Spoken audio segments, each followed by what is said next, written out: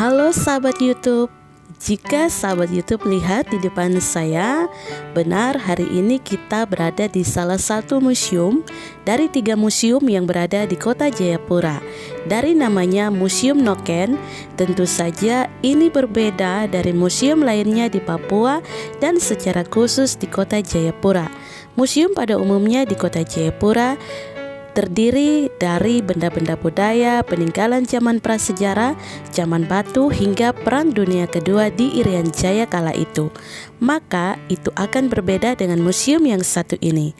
Museum Noken dibangun pada tahun 2013 setelah Badan Dunia UNESCO, the United Nations Educational, Scientific and Cultural Organization, mengesahkan tas tradisional Papua atau Noken sebagai warisan dunia dengan kategori budaya tak benda pada tanggal 4 Desember tahun 2012 di Perancis. Seorang aktivis dan advokat asal Papua, Titus Pekey, adalah sosok sentral di balik peristiwa bersejarah di Perancis itu.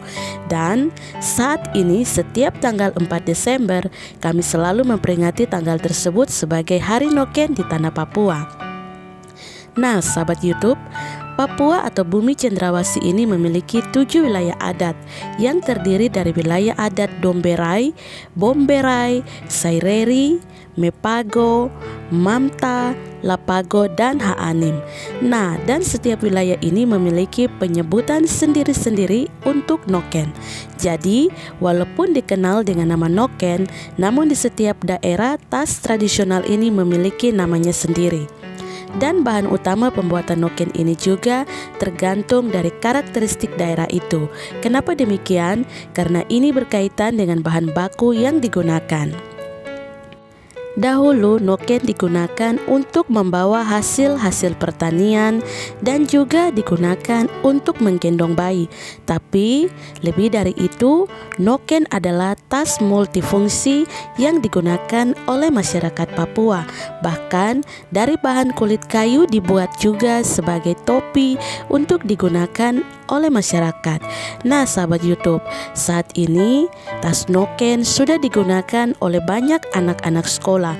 Bahkan Noken juga sudah dimodifikasi menjadi baju. Noken itu pengertiannya bahwa itu tas tradisional kita orang Papua yang dia terbuat dari kulit genemo. Pada umumnya Kota Dewa juga pucuk sagu ataupun rumput-rumput ada rumput rawa. Demikian juga ada daun pandan hutan ya diproses. Untuk museum ini kami hanya mengoleksi perwakilan dari 7 wilayah adat Papua. Di dalam museum ini sejumlah karya tangan daripada mama-mama Papua yang kami koleksi mewakili. Tujuannya itu ketika orang datang di dalam museum ini kami bisa menjelaskan ya tamunya domestik ataupun non domestik, siapapun saja pelajar mahasiswa yang datang ya kita medianya disediakan untuk menjelaskan bahwa koleksi yang ada di dalam ini ya seperti ini dari 7 wilayah adat dengan dia punya berbagai bahan.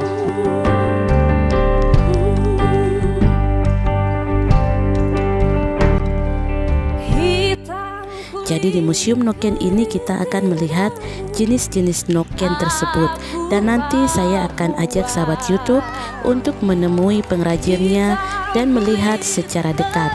Walaupun sudah sulit ditemui di kota Jayapura tempat saya tinggal saat ini, tapi khusus tentang Noken akan saya ajak sahabat YouTube untuk berkunjung ke daerah-daerah di 7 wilayah adat yang berada di Bumi Cendrawasih, dan itu akan saya selipkan di setiap konten-konten saya nantinya. Sahabat, tanah Papua atau Bumi Cendrawasih ini dibagi menjadi 2 wilayah, yaitu Papua dan Papua Barat.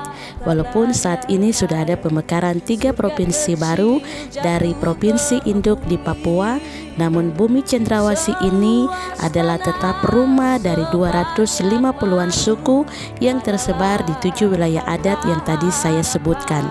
Dan museum ini mengoleksi jenis-jenis Noken dari 7 wilayah adat dari masing-masing perwakilan suku. Noken bukan saja sebuah tas biasa, namun memiliki beberapa makna filosofis. Salah satunya, noken dimaknai sebagai simbol pengikat hati sesama. Yaps, ini karena noken seringkali diberikan kepada orang dari luar Papua yang datang ke bumi Cendrawasih. Secara tidak langsung, kami mengikat persaudaraan dan membagi sukacita dengan sesama. Yang lainnya adalah noken itu menunjukkan strata sosial. Kenapa demikian? Karena noken yang dipakai oleh seseorang akan menentukan keberadaannya di dalam masyarakat. Seperti noken kulit anggrek yang harganya fantastis, mulai dari 1 hingga 10 juta rupiah. Itu kerap kali hanya digunakan oleh seorang yang berpengaruh, seorang tokoh maupun seorang dengan penghasilan yang besar. Lainnya tentang noken itu akan Anda ketahui ketika Anda berkunjung ke museum ini. Nah, sahabat YouTube, kalau sahabat YouTube lihat ini sekarang kita sudah berada di koleksi dari wilayah adat Lapago. Nah, ini juga ada contoh serat pohonnya.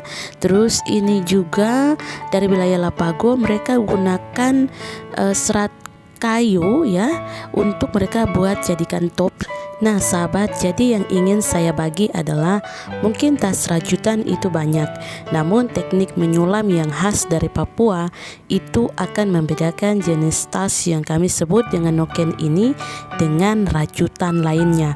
Karena boleh sahabat lihat di video saya tentang noken dan baju noken, itu teknik merajutnya beda, hasilnya pun akan lebih berjaring ketimbang rajutan yang menggunakan benang lebih tebal ya.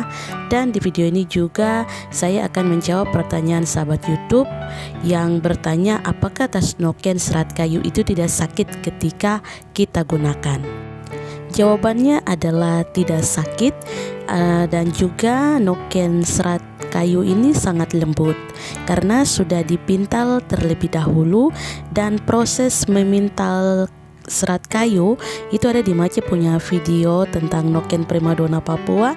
Tapi nanti kalau untuk memang lebih jelasnya, Mace akan kasih lihat bagaimana cara proses memintal serat kayu menjadi benang nanti di video lainnya ya sahabat.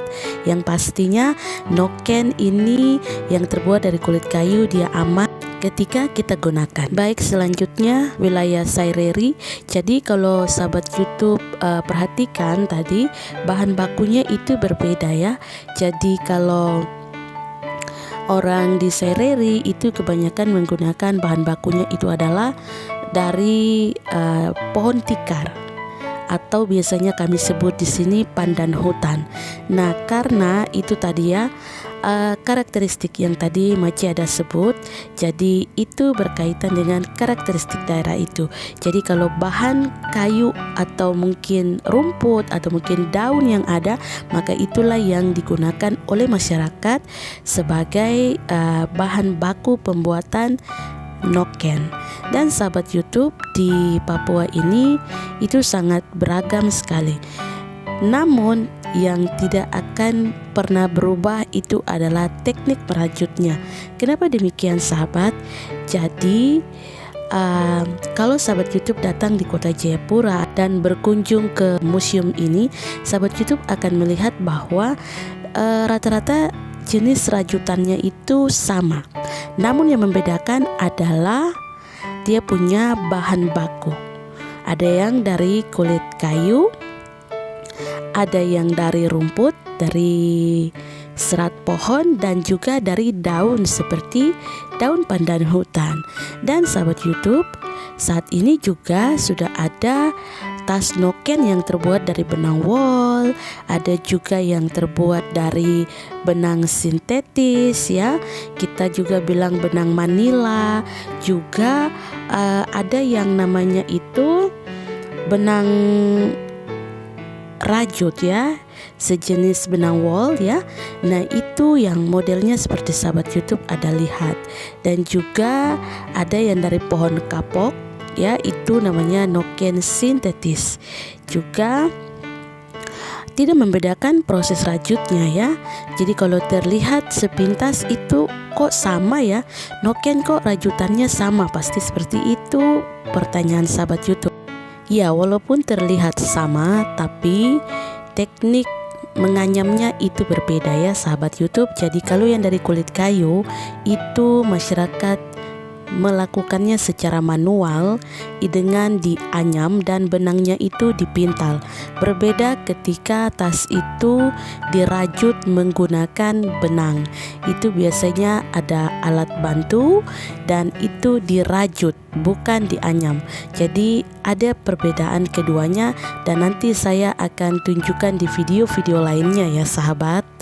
Sahabat, saat ini yang paling banyak ditemui ketika Anda berada di kota Jayapura yaitu noken yang sudah dibuat dari benang nilon ataupun benang manila tadi. Ya, hal ini karena ketersediaan bahan baku di daerah-daerah itu mulai berkurang. Ya, dan kalau dari pengamatan saya juga karena benang merajut ini dijual di toko sudah banyak dan juga kemungkinan itu mengurangi biaya dan waktu. Kenapa demikian sahabat? Karena ketika kulit kayu itu diambil itu harus dijemur lagi dan itu membutuhkan waktu. Ketika sudah kering dipintal lagi dan itu menggunakan anggota tubuh yaitu paha untuk dipintal menjadi benang.